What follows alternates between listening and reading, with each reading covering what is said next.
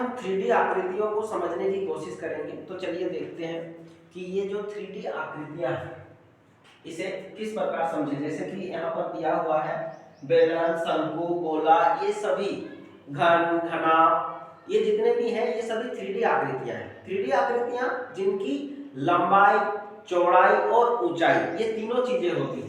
जिसकी लंबाई, चौड़ाई और ऊंचाई तीनों होती हैं उसको 3D आकृतियां बोला जाता है। लंबाई, चौड़ाई और ऊंचाई ये तीनों। अगर ऊंचाई ना हो तो उसे 2D बोला जाता है, अगर ऊंचाई हो तो उसे 3D कहा जाता है। तो चलिए देखते हैं 3D आकृतियों का वक्र पृष्ठीय क्षेत्रफल। जैसे कि देख सकते हैं CSA इसका अर्थ होता है कट सरफेस एरिया, TSA इसका अर्थ होता है संपूर्ण पृष्ठीय क्षेत्रफल यानी कि टोटल सरफेस एरिया, वॉल्यूम तो जानते हैं आयतन। तो आज हम इन्हें किस प्रकार इनका फॉर्मूला जो है उसको किस प्रकार से समझें वो देखेंगे अच्छे से। तो चलिए देखते हैं। बेलन को समझने के लिए सबसे पहले आपको वृत्त को समझना होगा। वृत्त जो होता है इसको अगर देखें तो इसमें एक त्रिज्या होता है जिसे हम लोग R से निरूपित करते हैं, और वृत्त में एक जो स्थिरांक है जिसका यूज किया जाता है पाई। पाई को अगर फॉर्मूला के रूप में लिखें तो इसे हम लोग लिख सकते हैं परिधि बट्टा व्यास। तो हम मान सकते हैं कि ये हिस्सा पाई है। तो इस पूरे बाउंड्री को निकालने के लिए यहाँ पर देखें तो यहाँ 2 पाई, तो ये पूरा बाउंड्री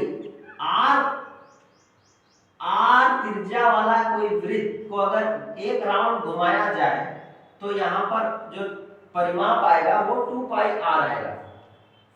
तो इस प्रकार हम कह सकते हैं कि जो इसका वक्र पृष्ठीय क्षेत्रफल है बेलन का, देखिए ये रहा एक वृत्त, ये जैसे निकला हुआ है इसके आप वृत्त मान सकते हैं। इसी प्रकार के बहुत से वृत्त यहाँ पर है, और ये जो हिस्सा है ये ऊपर और नीचे दोनों ओर से ढका हुआ नहीं है, तो इसको हम लोग बोलेंगे वक्र पृष्ठ। ये केवल मुड़ा हुआ है। जैसे आप इस प्लेन पेपर को देख सकते हैं, ये प्लेन पेपर को अगर हम इस प्रकार से मोड़ दें, अगर हम इसे इस प्रकार से मोड़ दें तो इसका ऊपरी हिस्सा और निचला हिस्सा ये ढका हुआ नहीं है, ये केवल ये जो प्लेन पेपर है इसके पास मोड़ा गया है, तो इसे हम लोग वक्र पृष्ठीय क्षेत्रफल बोलते हैं। ये मोड़ा हुआ भाग को केवल निकालना है जिसमें ऊपरी हिस्सा और निचला हिस्सा शामिल नहीं है, तो उसको बोलेंगे वक्र पृष्ठीय क्षेत्रफल।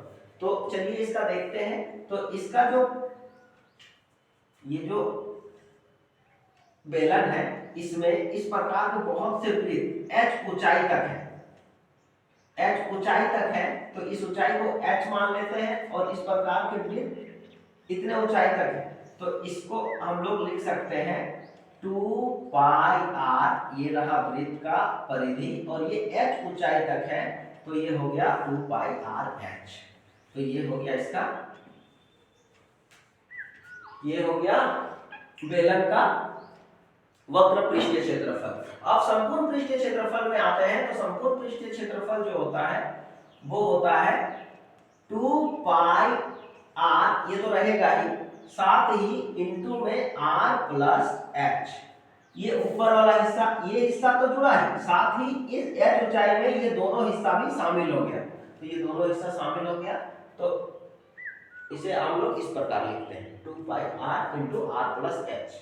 ऊपर और नीचे दोनों दो वृत्ताकार भाग ऐड हो गए, इसकी वजह से इस हिस्से को जोड़ा गया। अब यहाँ पर आयतन की बात करें तो देखिए आयतन मतलब उसके अंदर हम चीजों को कैसे रख सकते हैं। जैसे अगर हम इसको देखें, ये खोखला तो ये इसका वक्र पृष्ठ हो, लेकिन जब हम लोग आयतन का बात करते हैं तो इसके क्षेत्रफल पर हम लोग गौर करते हैं।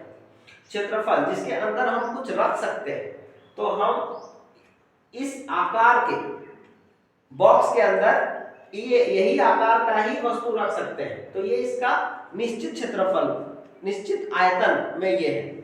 तो आयतन निकालने के लिए हम लोग को समझना होगा कि जो है बेलन के इस पूरे पोर्शन में हम किसी चीज को रखना चाहते हैं तो वो किस प्रकार उसमें रहेगा, तो उसको समझने के लिए सबसे पहले जो वृत्त होता है उसका क्षेत्रफल को जानना होगा।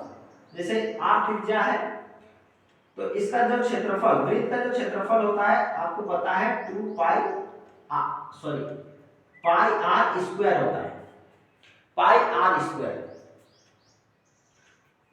तो यहां पर हो जाएगा पाई r स्क्वायर। तो इस प्रकार का बहुत सा वृत्त h ऊंचाई तक है, तो उसके अंदर कुछ रखना है तो वो h ऊंचाई तक है, तो उसका आयतन जब हम लोग निकालने जाएंगे तो हो जाएगा पाई r स्क्वायर h, वृत्त का क्षेत्रफल। और उस प्रकार में बहुत से वृत्त h ऊंचाई तक है इसलिए h मल्टीप्लाई में होगा। तो ये हो गया उसका फॉर्मूला। अब आते हैं शंकु में। शंकु को समझने के लिए सबसे पहले आपको जानना होगा घन। अगर हम घन को इसके बीच से, ये जैसे कि r है तो ये एक वृत्त है, ऊपर भी एक वृत्त। अगर हम इस बेलन को इस प्रकार से काटे तो देखिए ये एक कोण का हिस्सा है। तो यहाँ पर टोटल आपको 3 कोण दिखाई दे रहे होंगे, 1 2 और 3। तो हम यहाँ एक कोण को ले रहे हैं। तो एक कोण के लिए देखिए यहाँ पर इसका पूरा अभी जो कोण है वो खोखला, वक्र पृष्ठ मतलब ये होता है खोखला कोण। जैसे आइसक्रीम में क्रीम डालने से पहले जो कोण होता है वो उसको आप समझ सकते हैं।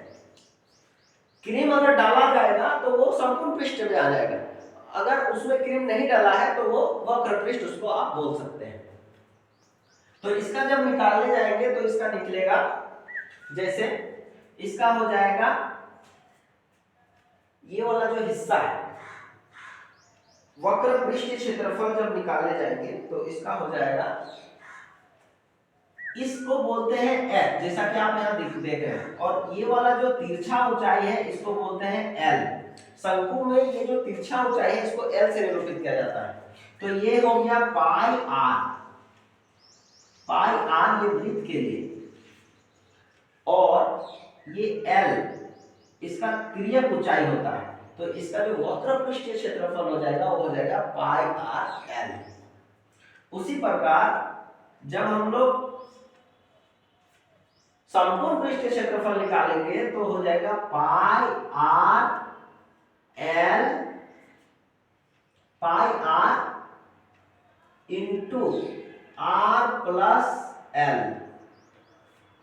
ये रहा तिर्यक ऊंचाई, और इसका जो ये वृत्त है इस वृत्त का हिस्सा जो ऊपर की ओर इस तरह होता हुआ चढ़ रहा है। तो इसका जब संपूर्ण पृष्ठ क्षेत्रफल निकालेंगे तो ये इस प्रकार आएगा। और जब आयतन, शंकु का आयतन जब निकालना हो तो देखिए यहाँ पर, अब इसके अंदर हम कुछ रखना चाहते हैं। आयतन निकालने के लिए आपको सबसे पहले उसका क्षेत्रफल जानना होगा। जैसे ये एक वृत्त है, इस वृत्त का क्षेत्रफल होता है पाई r स्क्वायर, और ये वृत्त जो है कहां तक है, h ऊंचाई तक है। ये वृत्त जो है h ऊंचाई तक बने हुए हैं।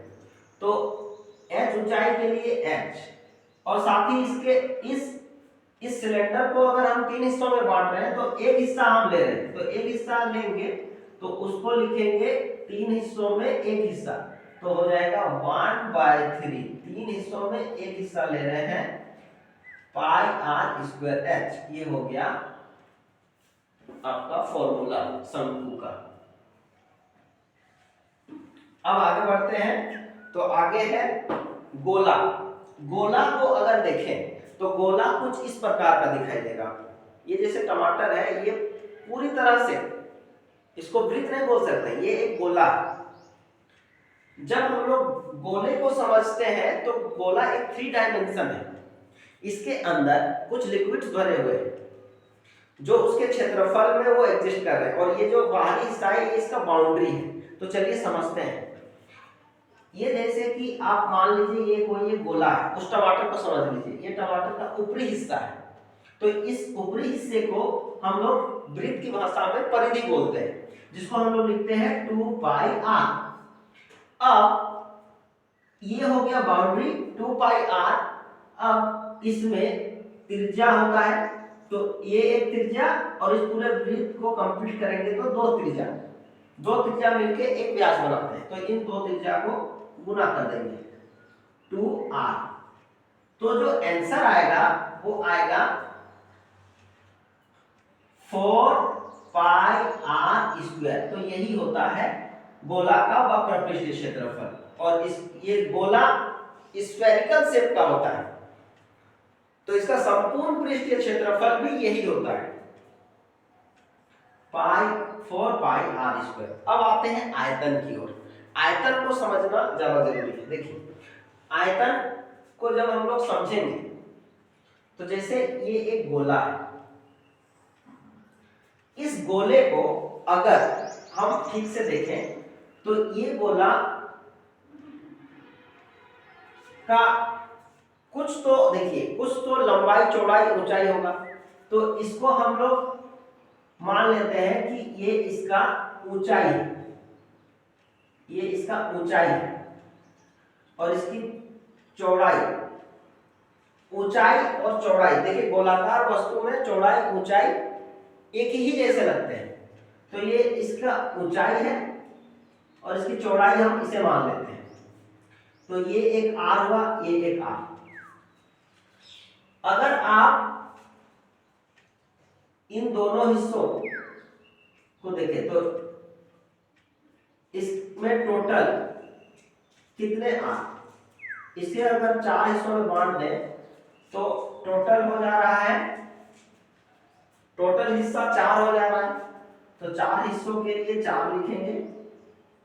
और टोटल कितने वृत्त है, अगर टोटल वृत्त देखा जाए तो ये एक वृत्त हुआ, यहाँ एक वृत्त है, और एक ये जो बाहर है 1 2 और 3, तो टोटल जो वृत्तों की संख्या है वो है 3, तो 4/3 ये हुआ। अब इसका जो है हम लोग क्षेत्रफल वाला हिस्सा निकालेंगे, तो देखिए पाई इस आधे वृत्त के लिए पाई, और इसमें टोटल वृत्त 3 वृत्त है, तो r भी 3 होगा, r, तो तीनों r को इंटू कर देंगे, तो r into r into r, तो हो जाएगा r क्यूब। क्यों किए, क्योंकि लंबाई चौड़ाई और ऊंचाई ये तीनों r है, तो r है, तो इसके लिए हम लोग r क्यूब, ये r क्यूब है, r क्यूब। तो ये हो गया इसका फॉर्मूला, गोला का आयतन 4/3 पाई r क्यूब।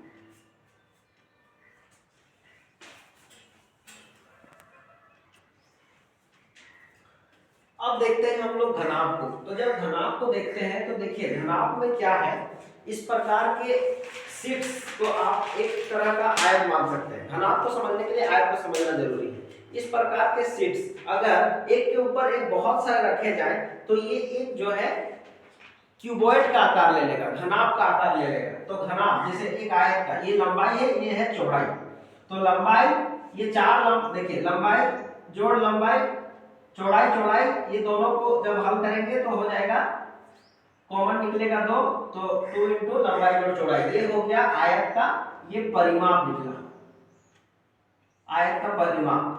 तो आयत का परिमाप निकला, तो इस प्रकार के आयत यहाँ पर बहुत सारे हैं, एक के पीछे एक बहुत सारे। इससे जब आप देख सकते हैं तो इस प्रकार के, इसको आप आयताकार मान सकते हैं। तो इसमें देखिए इसको अगर यहाँ से काटा जाए तो बहुत सारे आयत निकलेंगे, तो ये h ऊंचाई तक है। तो इसको जब हम लोग निकालते हैं तो इसका वक्र पृष्ठीय क्षेत्रफल हो जाता है, देखिए ये घनाभ है, और घनाभ का वक्र पृष्ठीय क्षेत्रफल आप निकाल सकते हैं।